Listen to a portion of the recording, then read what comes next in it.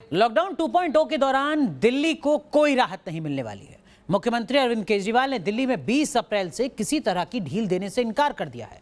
इस बीच गृह मंत्रालय ने फैसला किया है कि लॉकडाउन के दौरान ई-कॉमर्स कंपनियों को भी किसी तरह की छूट नहीं दी जाएगी। 3 मई तक सिर्फ जरूरी सामान की ही डिलीवरी की जाएगी।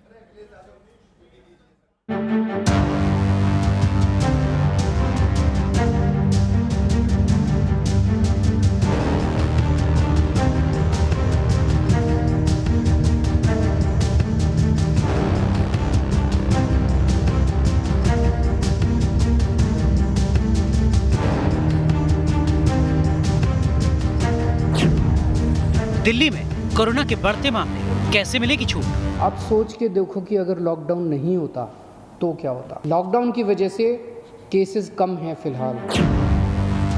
दिल्ली में 20 अप्रैल के बाद भी किसी तरह की ढील नहीं। दूसरे देशों का जो हाल है, भगवान ना करे अगर ऐसा अपने देश में होता, अगर लॉकडाउन ना होता। सीएम केजरीवाल का लॉकडाउन से राहत देने से इनकार। कोरोना के खिलाफ जंग में लॉकडाउन ही सबसे कारगर और जरूरी है, लिहाजा दिल्ली को 20 अप्रैल के बाद भी कोई राहत नहीं मिलने वाली है। आज मुख्यमंत्री अरविंद केजरीवाल ने दिल्ली के लोगों के सामने अपनी बात रखी।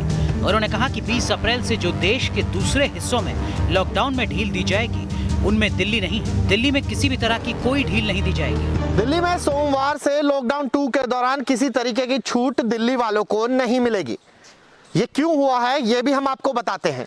दरअसल दिल्ली में 186 लोग पॉजिटिव आए हैं पिछले दिन, और वो उन लोग हैं जो कि संक्रमण तो जिनमें है लेकिन उनमें सिम्टम्स नहीं थे। टेस्ट कराए गए तो इस तरीके की स्थिति आई है। जहांगीरपुरी जैसे मामले सामने आए हैं जहां पर लोकल स्प्रेड बहुत ज़्यादा बड़ा है, जिसको देखते हुए दिल्ली ने फैसला लिया है कि जो एसेंशियल सर्विसेज होंगी वो ही जारी रहेंगी, बाकी नॉन एसेंशियल सर्विसेज को अभी नहीं खोला गया है। दिल्ली में 11 जिले हैं और सभी 11 जिले हॉटस्पॉट घोषित किए गए हैं। इस बीच केंद्र सरकार की गाइडलाइन के मुताबिक कंटेनमेंट जोन में ढील नहीं दी जा सकती है। केंद्र सरकार का कहना है कि जो हॉटस्पॉट और कंटेनमेंट जोन है उनमें ढील फिलहाल नहीं दी जानी चाहिए। दिल्ली में आज की तारीख में 77 कंटेनमेंट जोन है। सीएम केजरीवाल के मुताबिक दिल्ली में कोरोना तेजी से फैल रहा है, लेकिन अभी हालात नियंत्रण के बाहर नहीं है। दिल्ली में कोरोना तेजी से फैल रहा है, पर अभी स्थिति नियंत्रण के बाहर नहीं है, स्थिति नियंत्रण में है। स्थिति चिंताजनक है, पर घबराने की ज़रूरत नहीं है।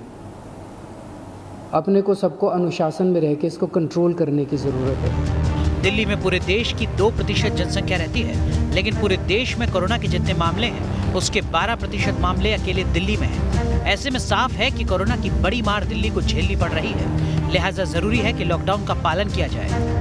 जितने विदेशों से लोग आए, सबसे ज़्यादा लोग दिल्ली में आए, क्योंकि दिल्ली देश की राजधानी है, अंतर्राष्ट्रीय एयरपोर्ट और भी कई जगह है, लेकिन सबसे ज़्यादा लोग यहाँ आते हैं। सबसे ज़्यादा लोग यहाँ आए, उनको हमने क्वारंटाइन में रखा, लेकिन उसके पहले नहीं रखा था, बाद में आई गाइडलाइंस।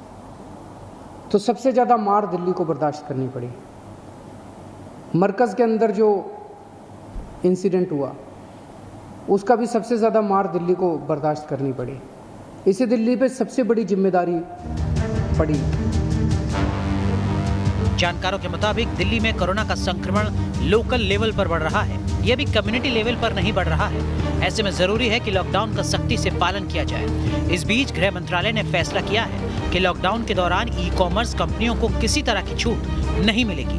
3 मई तक सिर्फ जरूरी सामानों की ही डिलीवरी होगी। तमाम दिल्ली वाले हैं उनको ये ध्यान रखनी होगी कि लोकल स्प्रेड पर अभी ये मामला बढ़ा है, कम्युनिटी स्प्रेड पे ना बढ़े, इसके लिहाज से ये सारे कदम उठाए गए हैं।